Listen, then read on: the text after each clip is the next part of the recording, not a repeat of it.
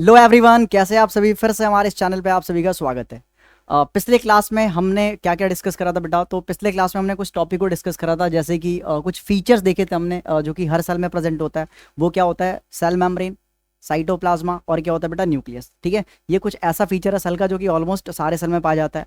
फिर हमने पढ़ा था किसके बारे में? प्लाज्मा मेम्ब्रेन के बारे में पढ़ा था, उसका स्ट्रक्चर क्या होता है, उसकी प्रॉपर्टीज वगैरह डिस्कस करी थी। फिर हमने देखा था डिफ्यूजन क्या होता। डिफ्यूजन बेसिकली किसी भी सोल्यूट पार्टिकल का मूवमेंट होता है from their higher concentration to their lower concentration. ठीक है, देन हमने क्या डिस्कस करा था बेटा? देन हमने डिस्कस करा था ऑस्मोसिस क्या होता है। तो बेटा ऑस्मोसिस बेसिकली मूवमेंट होता है किसका? सॉल्वेंट पार्टिकल का। किसका बेटा? सॉल्वेंट पार्टिकल का मूवमेंट होता है from their higher concentration to their lower concentration. इसमें एक टर्म जरूर लगा देना, क्या? Through semi permeable membrane. Through through through the through semi permeable permeable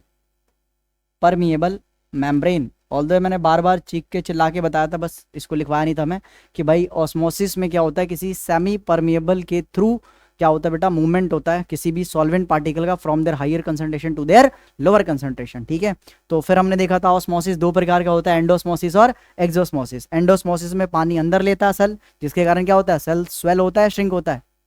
पानी अंदर ले रहा तो क्या होगा? स्वेल होगा। बहुत बढ़िया, ठीक है। अच्छा, अगर पानी यार एक्सोस्मोसिस से बाहर निकलता पानी तो क्या होगा? श्रिंक होगा। चलिए, बहुत अच्छी बात है। ठीक है, आज हम क्या डिस्कस करने वाले हैं? तो यही सब चीज़ हमने पिछले क्लास में पढ़ा था। ऑस्मोसिस क्या होता है?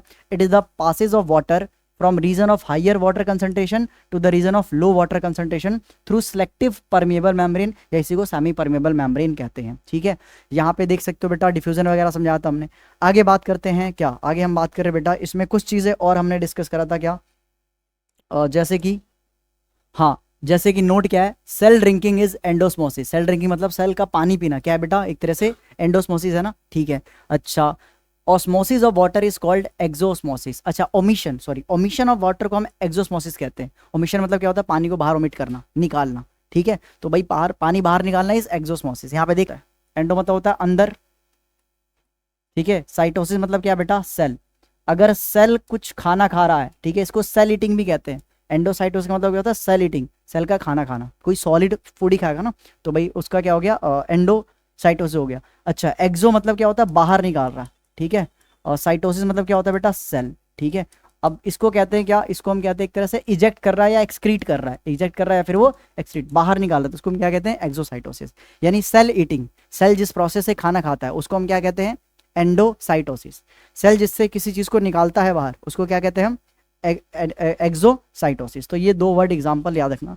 अच्छा, ऐसा कौन करता है? तो amoeba acquires food through endocytosis. Amoeba एक ऑर्गेनिज्म होता है बेटा, ये यूनिसेलुलर ऑर्गेनिज्म होता है। यूनिसेलुलर बोले तो एक सेल से बना होता है। ये हमने डिस्कस करा था जब हम यूनिसेलर और मल्टी सेलर ऑर्गेनिज्म के बीच में अंतर पढ़ रहे थे, ठीक है, पहले वाले लेक्चर में जाके देख सकते हो। अच्छा, अगर एक्सक्रीशन करता मतलब मल मूत्र त्यागता है, ठीक है, तो उसको हम क्या कहेंगे? एक्सोसाइटोसिस कहेंगे। ठीक है, क्लियर है? चलो, बाकी वो मैंने बताया था कि यार एंडोस्मोसिस और एक्सोस्मोसिस से याद कर सकते हो, क्योंकि यहाँ पे भी एंडो का मतलब है अंदर, एक्सो मतलब क्या बेटा? बाहर। तो याद करने का तरीका था वो। ठीक है, चलिए आगे बात करते हैं। क्या नेक्स्ट आज हम क्या पढ़ने वाले बेटा? आज हम पढ़ने वाले क्या? कुछ सॉल्यूशन के टाइप्स डिस्कस करने वाले। क्या डिस्कस करने वाले बेटा? सॉल्यूशन के टाइप्स डिस्कस करने वाले हैं, जिसमें हम देखने वाले हैं हाइपोटोनिक सॉल्यूशन, और क्या पढ़ेंगे? Isotonic solution. फिर क्या करेंगे बेटा? Hypertonic solution. ये तीन सॉल्यूशन को हम डिस्कस करने वाले हैं।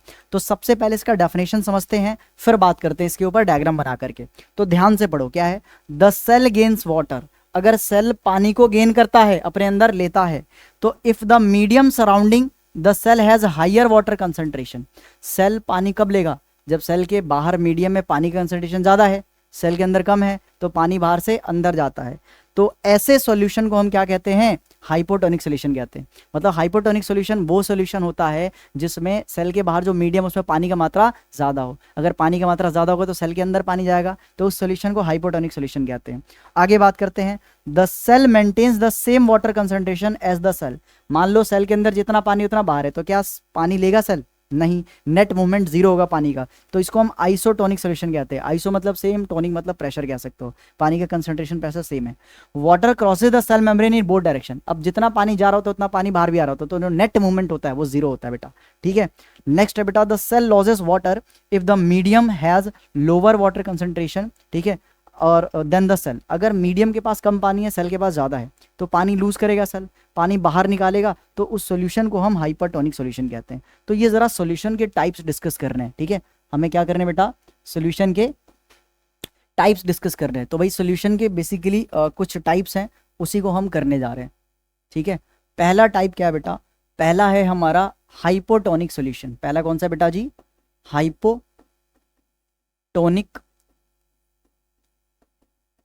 सॉल्यूशन, ठीक है। और दूसरा होता है बेटा जी आइसोटोनिक सॉल्यूशन, आइसोटोनिक सॉल्यूशन। और तीसरा क्या होता है बेटा, हाइपरटोनिक सॉल्यूशन, हाइपरटोनिक सॉल्यूशन। ये 3 प्रकार के सॉल्यूशन होते हैं। कितने प्रकार के होते हैं, 3, हाइपोटोनिक, आइसोटोनिक और हाइपरटोनिक। अब भाई ये हाइपरटोनिक सॉल्यूशन क्या है, तो आइए ज़रा इसको समझते हैं अच्छे से। हाइपरटोनिक बेसिकली क्या है, मान के चलो कि कोई मेरे पास कंटेनर है ऐसे, ठीक है, ये मेरे पास कंटेनर है और इसके अंदर बेटा एक सेल पड़ा है, इसके अंदर क्या पड़ा है, एक सेल पड़ा है, ठीक है। अब भाई साहब इस कंटेनर के बाहर पानी का मात्रा बहुत ज़्यादा है, ठीक है, इस कंटेनर के बाहर पानी का मात्रा बहुत ज़्यादा है, ठीक है, पानी का मात्रा बहुत ज़्यादा है, यानी बाहर पानी ज़्यादा है, अंदर पानी कम है, बाहर पानी ज़्यादा, अंदर पानी कम है। तो बताओ इस वाटर का मूवमेंट किधर होगा, अंदर से बाहर या बाहर से अंदर, कौन बताएगा, बहुत सही बेटा, बाहर से अंदर। तो वाटर बेटा बाहर से अंदर की तरफ एंट्री लेगा, बाहर से अंदर की तरफ एंट्री लेगा, ठीक है। चलिए, तो भाई इसको अगर इस ऐसा सॉल्यूशन जिसमें बाहर से पानी सेल के अंदर जाता है, उस सॉल्यूशन को ही हम क्या कहते हैं, हाइपोटोनिक सॉल्यूशन कहते हैं। क्या कहते हैं बेटा, हाइपोटोनिक सॉल्यूशन कहते हैं। तो ये क्या होता है बेटा, ये क्या होता है, a solution which has more water concentration than the cell। बेटा ऐसा सॉल्यूशन जिसमें पानी का मात्रा सेल से ज्यादा हो, ठीक है, उसको हम क्या कहते हैं, called hypotonic solution, hypotonic solution, ठीक है। और इस सॉल्यूशन में पानी कहां से कहां जाएगा बेटा, इसमें बताओ एंडोस्मोसिस होगा, एक्सोस्मोसिस, एंडो, तो भाई साहब इसमें पानी अंदर जा रहा है, यानी इसमें क्या हो रहा है, इसमें एंडोस्मोसिस हो रहा है, एंडोस्मोसिस हो रहा है, पानी को अंदर लिया जा रहा है। अच्छा, अगर पानी अंदर जा रहा है तो सेल का साइज बढ़ेगा घटेगा, बढ़ेगा, तो स्वेल होगा श्रिंक होगा। तो यहां पे बेटा सेल क्या हो जाएगा, सेल स्वेल हो जाएगा, फूल जाएगा। तो क्या हाइपोटोनिक सॉल्यूशन के बारे में क्लियर है सभी को। चलिए आगे बात करते हैं आइसोटोनिक सॉल्यूशन। भाई आइसो मतलब होता है बराबर, यानी कि सेम, ठीक है। और टोनिक मतलब क्या होता है बेटा, टोनिक मतलब क्या होता है बेटा, बातें मत करो, सामने देखो, सामने पढ़ा रहा हूं, अभी नोट मत करो, जब मैं पढ़ा लूंगा फिर नोट करना, ये नियम होता हमारा।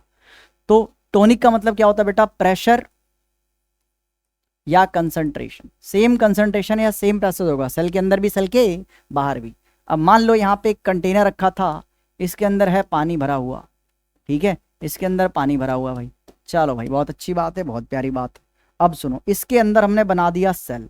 अच्छा, जितना पानी बाहर है कंसंट्रेशन, उतना पानी का कंसंट्रेशन अंदर भी है, जितना बाहर कंसंट्रेशन है बेटा जी, उतना अंदर भी कंसंट्रेशन है, मतलब बाहर का कंसंट्रेशन अंदर के कंसंट्रेशन के बराबर है। तो क्या होगा, जितना पानी बाहर जाएगा उतना पानी अंदर भी जाएगा।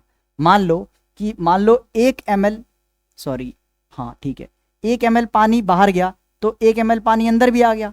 तो नेट मूवमेंट कितना हो गया वाटर का, नेट मूवमेंट क्या हो गया, नेट मूवमेंट ऑफ वाटर। देखो भाई मान के चलो 1 ml लिया तो 1 ml दे भी तो दिया, तो 1 - 1 कितना हो गया, 0। तो इसमें पानी का कोई नेट मूवमेंट नहीं होता है, इसमें सॉल्यूशन का या सॉल्वेंट का कोई नेट मूवमेंट नहीं होता है, नेट मूवमेंट 0 होता है। इसी को आइसोटोनिक सॉल्यूशन कहते हैं, ठीक है। तो सेम प्रेशर होता है अंदर बाहर दोनों, सेम कंसंट्रेशन होता है, इसलिए कोई नेट मूवमेंट नहीं होता। ऑल्दो जितना बाहर जाता है उतना अंदर आता है, बट नेट 0 होता है बेटा, ठीक है। तो इसमें क्या होता है बेटा, डेफिनेशन लिख सकते हो क्या, कि a solution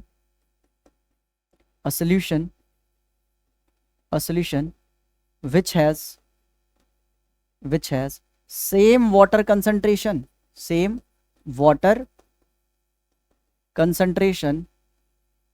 inside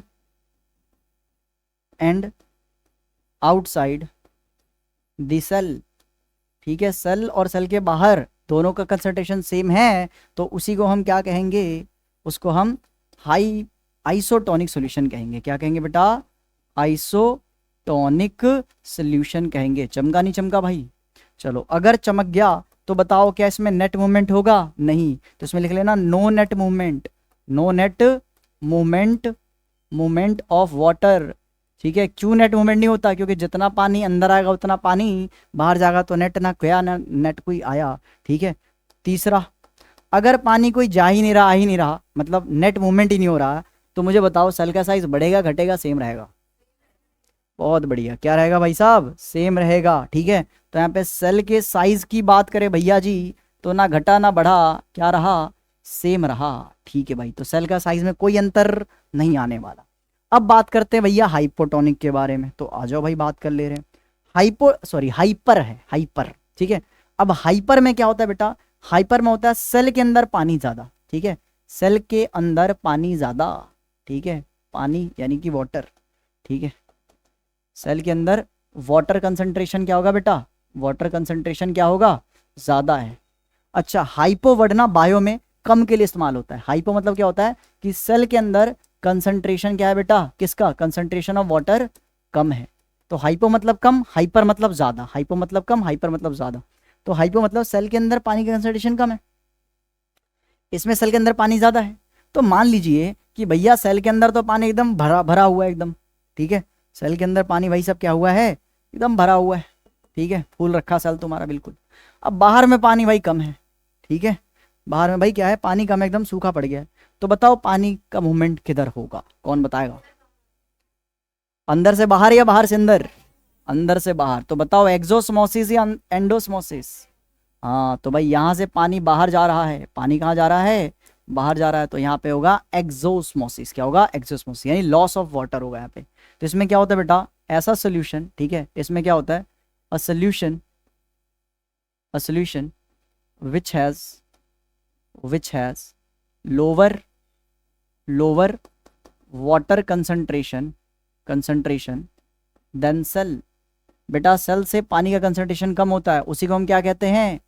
called hypertonic solution. HS यहाँ पे हाइपरटोनिक सॉल्यूशन को छाप लेना। अच्छा, इसमें क्या होता है बेटा?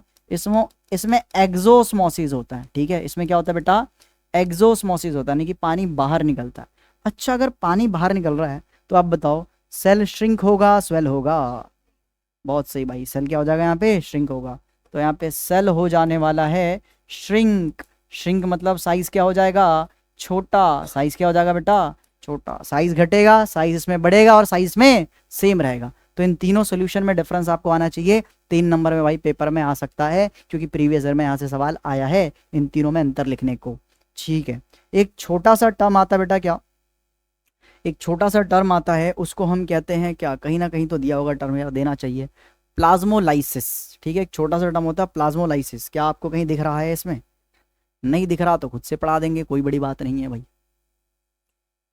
ठीक है, तो ये हमारा हो गया, ये हमने पिछले क्लास में पढ़ लिया था। हाँ, अब हमें पढ़ना भैया प्लाज्मोलाइसिस के बारे में। तो ज़रा बता दो यार प्लाज्मोलाइसिस भी क्या होता है? आइए देखते हैं। ठीक है, अब एक छोटा सा टॉपिक है क्या? प्लाज्मोलाइसिस, उसको देख लेते हैं।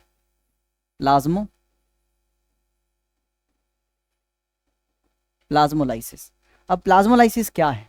तो ध्यान से सुनिएगा कि मान लो मेरे पास कोई ऐसा सॉल्यूशन था जिसमें पानी का मात्रा बाहर में कम था। ठीक है, अच्छा, एक मैंने कोई ऐसा सेल डाला, मान के चलो मैं प्लांट सेल डाला। मैंने कौन सा सेल डाला बेटा जी?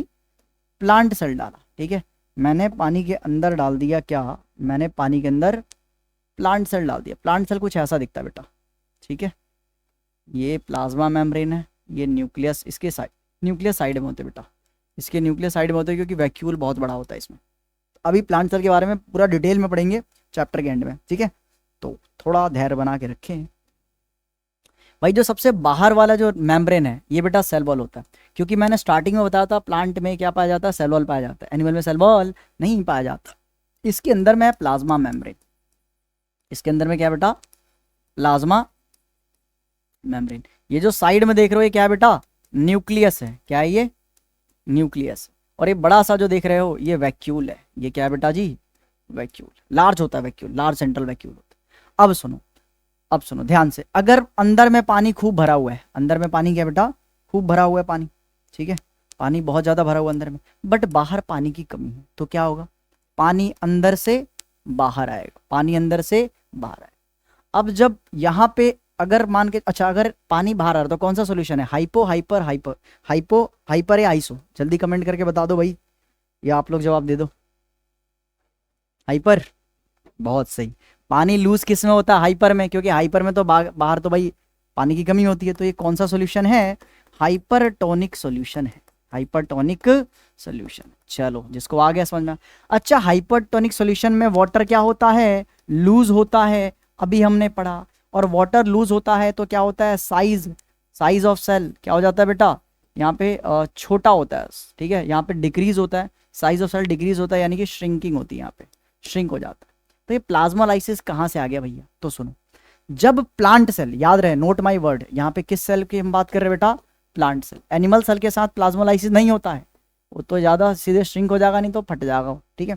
चलो तो भाई प्लांट सेल के साथ प्लाज्मोलाइसिस होता है। प्लाज्मोलाइसिस है क्या, जब पानी सेल निकल जाता है ना, सेल से पानी निकल जाता है, तो भाई सेल वॉल तो वहीं पर आ जाता है, सेल वॉल तो आफ्टर एक्सोस्मोसिस, एक्सोस्मोसिस होने के बाद जब पानी अंदर से सारा निकल गया, तो अंदर जो सेल मेम्ब्रेन है, जो पानी भरा होता है सब बाहर निकल गया, तो सिकुड़ जाता है।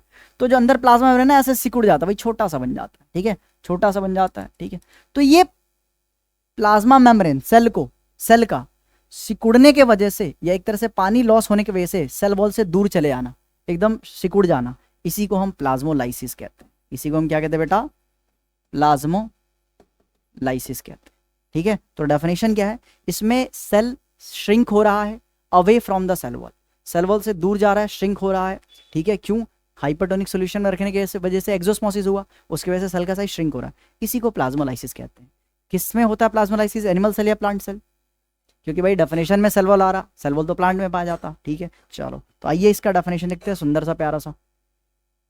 चलो डेफिनेशन क्या बेटा, द प्रोसेस ऑफ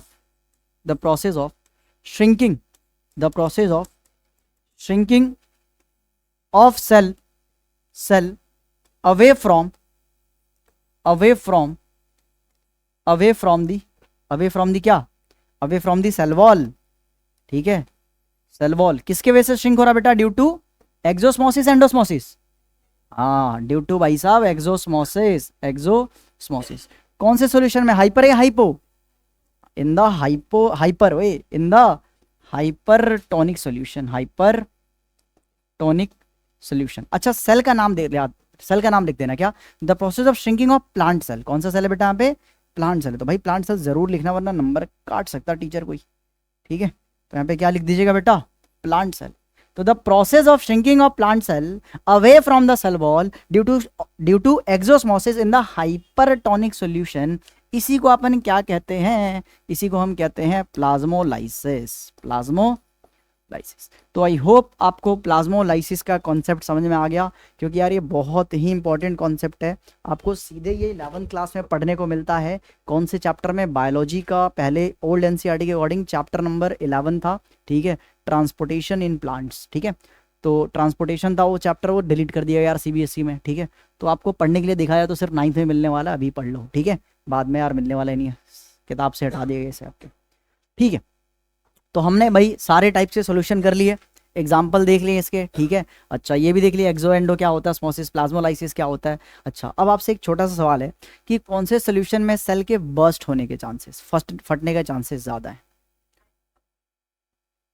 हाइपो में, हाइपर में, या फिर आइसो में, कौन बताएगा। हाइपो, बहुत बढ़िया भाई, सूफियान ने एकदम सही जवाब दिया कि भैया हाइपोटेनिक सॉल्यूशन में सेल का फटने का चांस ज़्यादा है। क्यों, क्योंकि भाई पानी अंदर जाएगा, सेल स्वेल होगा, तो अगर ज़्यादा ही स्वेल करवा दोगे भाई साहब तो क्या हो जाएगा, फट जाएगा, बस्ट हो जाएगा, दिवाली बन जाएगा, ठीक है। तो इतना हमारा क्लियर हो गया, तो हम आगे बढ़ सकते हैं। आगे बढ़ते हैं बेटा, हमने अब तक क्या पढ़ा था, सेल प्लाज्मा मेम्ब्रेन पढ़ लिया था, ठीक है। अब थोड़ा यार बात कर लेते हैं, अभी सेल वॉल आया था ना,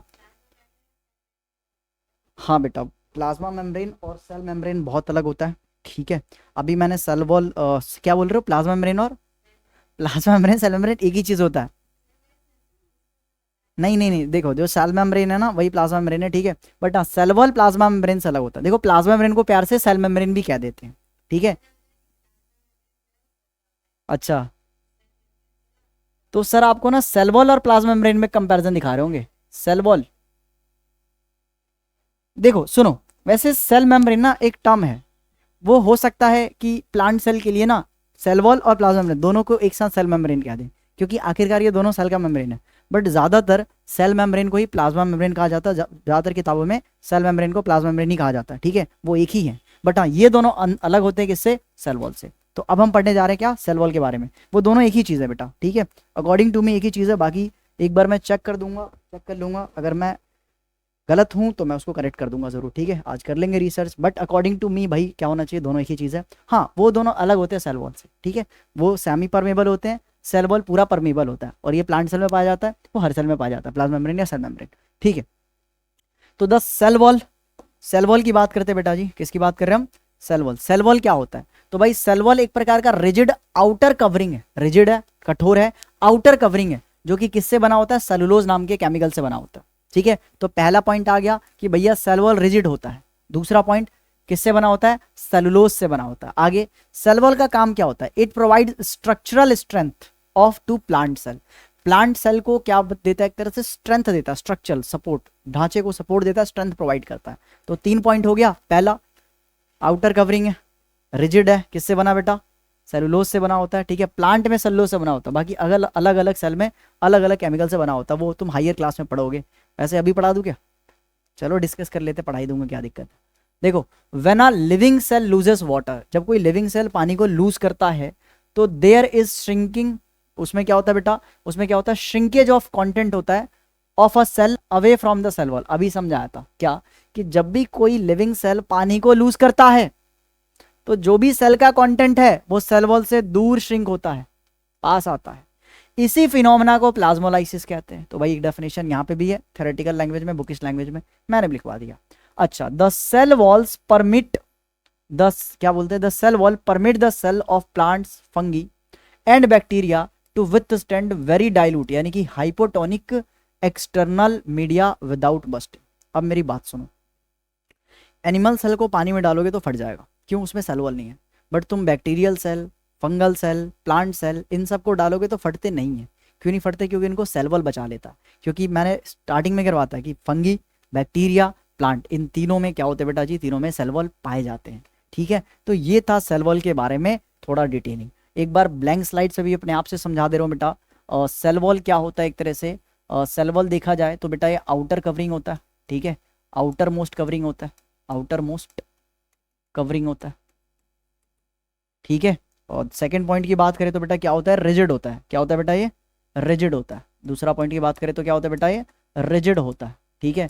और किससे बना होता है? ये सेलुलोज से बना होता है बेटा। किससे बना होता है? ये सेलुलोज से बना होता है, ठीक है। तो मेड अप ऑफ सेलुलोज। अच्छा, सेलुलोज से किसमें बना होगा? सिर्फ प्लांट सेल में, ठीक है।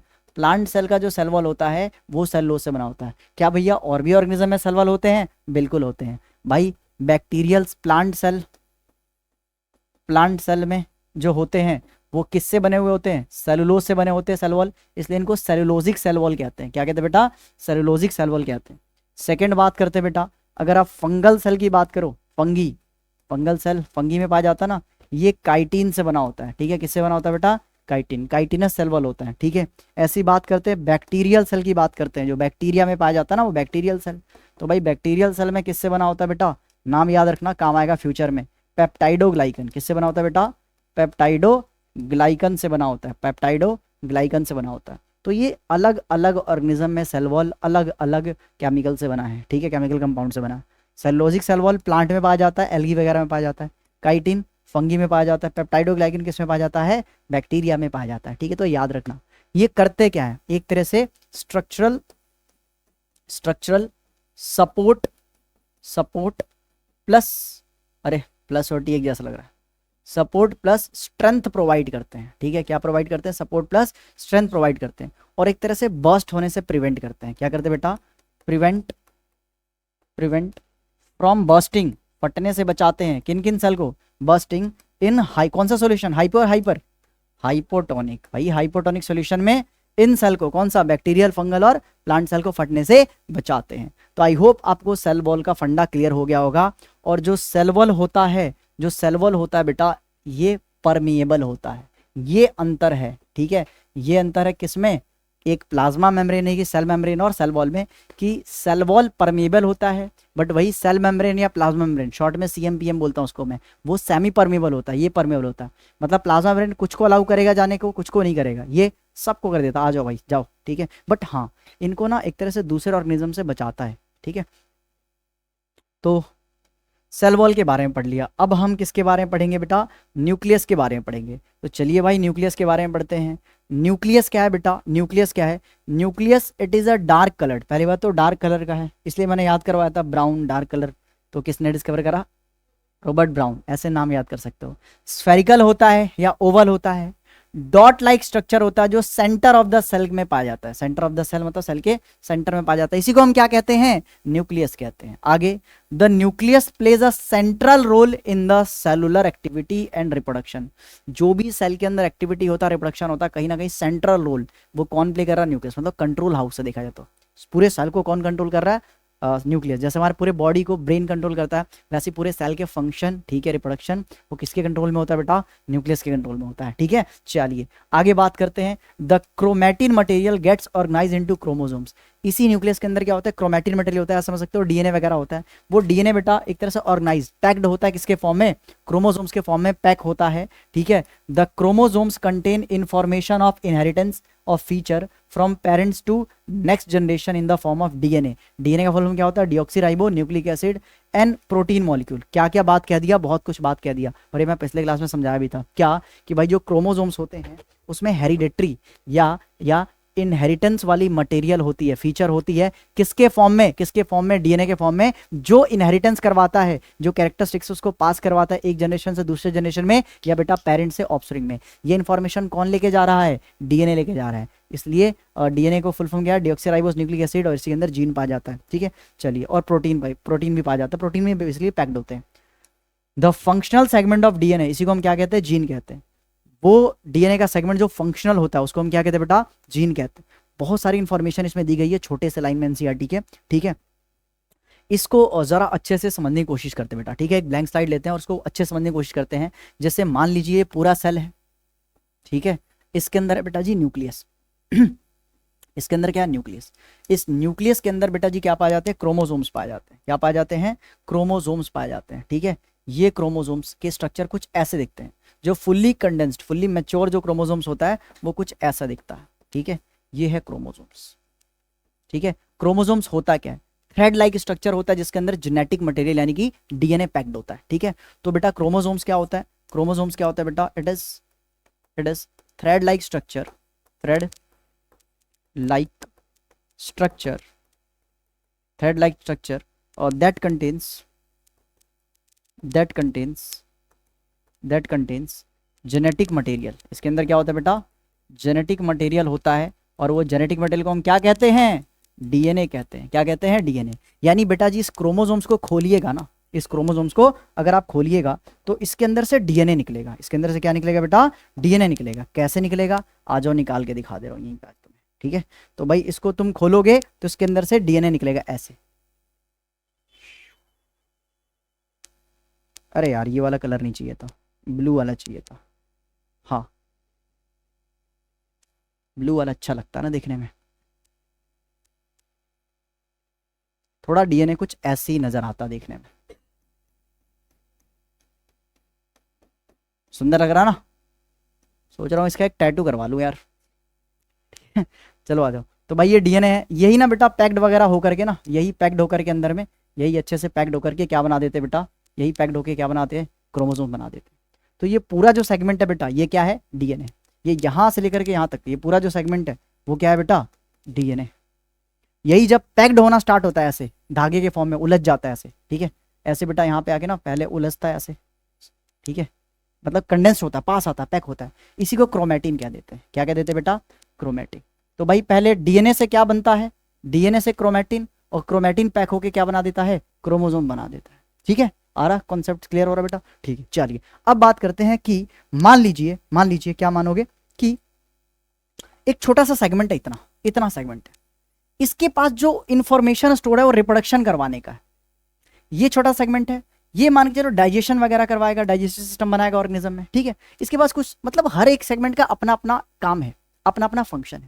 तो डीएनए का छोटा सा सेगमेंट जो कोई पर्टिकुलर फंक्शन को करता है, कोई पर्टिकुलर इंफॉर्मेशन को स्टोर करता है, उसी फंक्शनल सेगमेंट को हम क्या कहते हैं, जीन कहते हैं। तो भाई यहाँ पे जीन कहाँ से आ गया भैया, तो जीन एक छोटा सा सेगमेंट होता है डीएनए का। क्या होता है जीन, छोटा सेगमेंट होता है डीएनए का। तो जीन है क्या भैया जी, जीन क्या है, तो भाई gene is the it is the structural and functional segment of DNA, functional segment of DNA, segment of DNA that contains specific information, ठीक है। स्पेसिफिक इंफॉर्मेशन होता है और क्या करता है, बेटा, कुछ स्पेसिफिक फंक्शन कर सकता है, ठीक है। और शो स्पेसिफिक फंक्शन, ठीक है, स्पेसिफिक फंक्शन, या तो कोई स्पेसिफिक इंफॉर्मेशन स्टोर कर रहा है या कोई काम कर रहा है, ठीक है। तो ये क्या हो गया, जीन हो गया। मतलब जीन देखा जाए, अब अगर पेपर में इतना भी डेफिनेशन लिख के आ जा रहे हैं क्या, कि gene is the structural and functional segment of DNA, आपको टीचर नंबर दे देगा, ठीक है। और छोटा लिखवा दूं, जब 10th क्लास में आओगे तो थोड़ा मैं जेनेटिक्स पढ़ा रहा हूँ, ठीक है। तो भाई उस जेनेटिक्स में वहां पे डीएनए का एक और इन्फॉर्मेशन दूंगा। मेंडेलियन जेनेटिक्स में ना मैं डीएनए का, यानी कि जीन का, सॉरी, डीएनए के अंदर ही जीन होता है बेटा, ठीक है। कोई जीन अलग चीज नहीं है, वो डीएनए का एक छोटा सा पार्ट है, ठीक है। एक छोटा सा पार्ट ले लिया मैंने डीएनए का, ठीक है। यही क्या हो गया बेटा, यही क्या हो गया, जीन हो गया। यही क्या हो गया बेटा जी, जीन। तो डीएनए का ही छोटा सा पार्ट है जीन, ठीक है। बहुत सारे जीन कनेक्ट होकर डीएनए बन रहा है। डीएनए एक तरह से पैक्ड होकर क्रोमेटिन और ज्यादा पैक्ड होकर फुल्ली पैक्ड क्रोमेटिन क्रोमोसोम बन गया। और ये कहां पे पाया जा रहा है, न्यूक्लियस के अंदर पाया जा रहा है, ठीक है। तो एक जीन का एक और डेफिनेशन है जो कि आपको मैं बताना चाहूंगा, क्या it is the unit of inheritance, बस काम खत्म, इतना लिख दो, काम खत्म, इनहेरिटेंस, ठीक है। तो भाई जो इनहेरिटेंस का यूनिट होता है, इनहेरिटेंस का यूनिट मतलब कि एक यूनिट जो कोई कैरेक्टर को पेरेंट से ऑफस्प्रिंग में लेके जाता है, उसी यूनिट को हम क्या कहते हैं, जीन कहते हैं। बस खत्म, इतना भी लिख के आ जाओगे, कोई टीचर नंबर नहीं काट सकता है, ठीक है। कोई टीचर नंबर नहीं काट सकता, क्योंकि भाई जेनेटिक्स के चैप्टर में ये जीन का डेफिनेशन लिखवा रखा है, 12th में भी और 12th में ही, ठीक है। चलो, तो इतना आप लोगों को समझ में आया पक्का। आज हमने यार बहुत सारी चीज़ें कंप्लीट करी हैं, जैसे कि सेल के पार्ट्स वगैरह डिस्कस कर लिए हमने, साइटोप्लाज्म क्या होता है, न्यूक्लियर मेम्ब्रेन तो भी डिस्कस नहीं करा, अभी न्यूक्लियस पढ़ा हमने, ठीक है। प्लाज्मा मेम्ब्रेन डिस्कस कर लिया, फिर हमने सॉल्यूशन करा, हाइपोटोनिक, आइसोटोनिक, और फिर हमने क्या करा बेटा, एक्सोस्मोसिस, एंडोस्मोसिस, डिफ्यूजन वगैरह डिस्कस कर लिया। तो काफ़ी सारी चीज़, प्लाज्मोलाइसिस जैसे कॉन्सेप्ट पढ़े, ठीक है। तो इतना हमारा कंप्लीट हो गया, ठीक है। नेक्स्ट क्लास में हम लोग क्या स्टार्ट करने वाले बेटा, नेक्स्ट क्लास में हम लोग स्टार्ट करेंगे सेल ऑर्गेनेल्स के टाइप्स, ठीक है, उसके स्ट्रक्चर, उसके फंक्शन डिस्कस करेंगे, और कोशिश करेंगे कि यार विद इन 2 और 3 लेक्चर इस चैप्टर को खत्म कर दे। कोशिश करेंगे 2 लेक्चर में खत्म कर दे, लास्ट वाले लेक्चर में क्वेश्चन लेके आऊंगा मैं, ठीक है, जो प्रीवियस ईयर में आते रहते हैं या आने के चांसेस जिसके ज़्यादा है। तो इसी के साथ मिलते हैं नेक्स्ट क्लास में, टिल देन बाय।